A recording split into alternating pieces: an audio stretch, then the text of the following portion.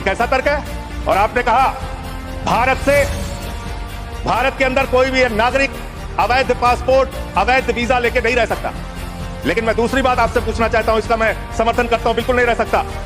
लेकिन जो हिंदुस्तान के डकैत आज विदेशों में बैठ के हमको चिढ़ाने का काम कर रहे हैं, जिन्होंने हमारी बैंकों को लूटा है, जिन्होंने आम आदमी का पैसा लूटा है, वो 20,000 करोड़ की लूट करने वाला नीरव मोदी और मेहुल चौकसी कई वर्षों से हिंदुस्तान छोड़ के बाहर बैठा हुआ है, चिढ़ा रहा है इस देश को। उस डकैत को आप पकड़ के अब तक क्यों नहीं ला पाए? जवाब दीजिए, क्यों नहीं इसका पासपोर्ट जब्त किया आपने? ललित मोदी आपका दोस्त, आपके नेताओं ने उसको भगाया हिंदुस्तान से।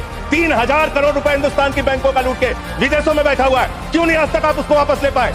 विजय माल्या 9,000 करोड़ रुपए हिंदुस्तान का लूट के, हिंदुस्तान के बैंकों का लूट के, हिंदुस्तान के आम आदमी का पैसा लूट के 9,000 करोड़ रुपए विजय माल्या विदेशों में बैठा हुआ है, आपको चिढ़ाता रहता है। तिहाड़ जेल की विषय पे ही बोल रहा हूं महोदया, विषय पे ही बोल रहा हूं, विषय पे इन्हीं लोगों से सीखा है, इन्हीं लोगों से सीखा है महोदया। वो Vijay Mallya, I am not yielding sir, I am not yielding madam, I am not yielding. मंत्री जी को बोलने तब दिया जाए जब मैं यील्ड कर रहा हूं। आई एम नॉट यील्डिंग मैडम। अगर बिल से बाहर बोल रहे हैं तो बिल से बाहर भी सुनने के लिए तैयार हैं। एकदम ठीक है, जब आपका मौका आएगा आप बोलिएगा।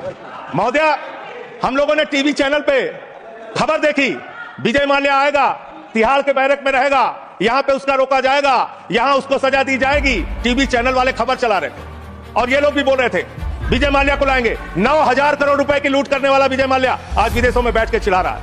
और एक ललित मोदी है, उसने कौन से देश की, संजय रावत जी, मुझे तो नाम में भूल गया है, बानुआतू की नागरिकता ले लिया उसने कहा 1 करोड़ रुपए जमा करो, बानुआतू चलो, बानुआतू चला गया।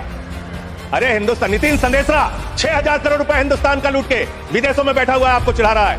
और महोदया, मैं इस सदन का सम्मानित सदस्य हूं, देश के सर्वोच्च सदन का सदस्य हूं, बड़े दुख और पीड़ा के साथ आपके साथ कह रहा हूं कि इन बेईमानों का, जिन्होंने हिंदुस्तान की जनता के बैंकों में डकैती डालने का काम किया, उनको आज विदेशों में बैठा के मौज करा रहे हैं ये लोग। और मेरा पासपोर्ट जब्त है, मेरा पासपोर्ट जब्त है।